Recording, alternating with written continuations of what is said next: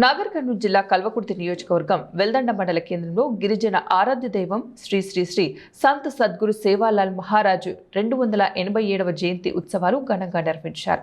సంత్ సేవాలాల్ మహారాజు ఉత్సవాలలో లంబాడీ గిరిజన నాయకులు తలపాగాలు ధరించి పాటలు నృత్యాలు చేస్తూ ఓ పండుగలాగా ఘనంగా మహారాజు ఉత్సవాలు జరుపుకున్నారు. ఈ ఉత్సవాలలో ముఖ్య అతిథిగా Kalwakurthy MLA Kasireddy Narayana Reddy, task COO Sunkireddy రాఘవేంద్రారెడ్డితో పాటు Kalwakurthy market committee chairman Sanjeev Yadav, మాజీ సర్పంచ్ భూపత్ రెడ్డి తదితరులు పాల్గొన్నారు. గిరిజన ఆరాధ్య దైవమైన శ్రీ సంత్ సేవాలాల్ మహారాజు ఉత్సవాలలో పాల్గొన్న ఎమ్మెల్యే మాట్లాడుతూ సంత్ సేవాలాల్ మహారాజు అడుగుజాడల్లో నడవాలని కోరారు. తెలంగాణలో కాంగ్రెస్ ప్రభుత్వం ఏర్పాటులో గిరిజనుల పాత్ర ఉందని తెలిపారు. ముఖ్యమంత్రిగా మనం చేసుకున్నాం. వారి ఆధ్వర్యంలో దాదాపుగా 1100 కోట్ల రూపాయలు కల్వకుర్తికి తీసుకొచ్చి మరి డెవలప్ చేస్తా ఉన్నాం. ఇక్కడ మిత్రులు శంకర్ నాయక్ గారు అడుగుతున్నారు, మాది ఇక్కడ రోడ్డు లేదు, చాలా తండాలు చెప్పాడు. ఒకటి చెప్తే కొంచెం అవకాశం ఇచ్చిండ్రు. గౌరవ ముఖ్యమంత్రి గారిని రిక్వెస్ట్ చేసి ఆ తండాలన్నింటినీ ఇక్కడ ఉన్నటువంటి చెప్తాం. గతంలో ఎవరు లేనటువంటిది ఈరోజు పుణ్యది. ఈరోజు చెప్తా ఉన్నా, ఎన్ని తండాలకు రోడ్లు వేయించినాం, లెక్క పెట్టడానికి రోడ్లు వేయించినాం. ఇంకా చెప్పాలంటే గతంలో ఉన్నటువంటి ఎమ్మెల్యేలు ఎంతమంది చేసి అన్ని కూడా కలిపితే 1100 కోట్లు రాదు. ఇప్పుడు ఇక్కడ 6 పెద్ద రోడ్లు వైడనింగ్ చేస్తా ఉన్నారు.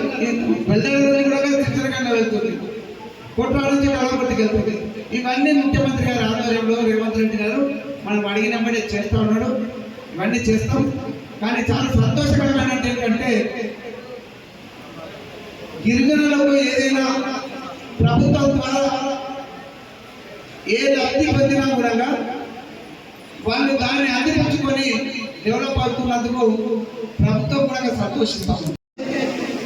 దాని ద్వారా బాగా చదువుకొని ఉన్నత స్థితికి వచ్చిన కుటుంబాలు మన కాన్స్టిట్యూన్స్ లో వేలాది మంది, వందలు కాదు. నేను చూసా, గతంలో ఎప్పుడో కాలేజీ నడిపిస్తే అందులో గిరిజనులు దళితులు కూడా ఉండేవాళ్ళు. గిరిజనులు చాలా ఫ్రంట్కి వెళ్ళిపోయారు. చాలా మంది ఉద్యోగాలు వచ్చినాయి. ఈరోజు రిటైర్మెంట్ దగ్గరికి వస్తుంది. 10 సంవత్సరాలు అయితే వాళ్ళు కూడా రిటైర్మెంట్ అవుతారు. అప్పటి నుంచి చేస్తూ వస్తూ ఉన్నాం. ప్రభుత్వాలు కూడా చేస్తూ ఉన్నాయి.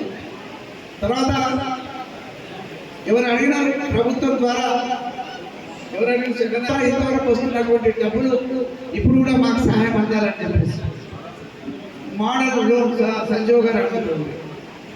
అవి కూడా ఇస్తారు. గిరిజన మహిళలకు, ఆ సంఘాలకు వడ్డీ లేని రుణాల కింద ప్రభుత్వం, ముఖ్యమంత్రి గారి ఆలోచన 1 కోటి మంది మహిళలను కోటీశ్వరులు చేయాలని. అందులో దాదాపుగా 25% మహిళలు ఈ గిరిజనులు ఉన్నారు. వారికి కూడా ఈ అవకాశం వచ్చింది. దీని ద్వారా ఇంకా మీరు డెవలప్ కావాలి. నేను చూస్తూ ఉన్నాను, గిరిజనులు మిగతా వాటంటే నాకంటే కూడా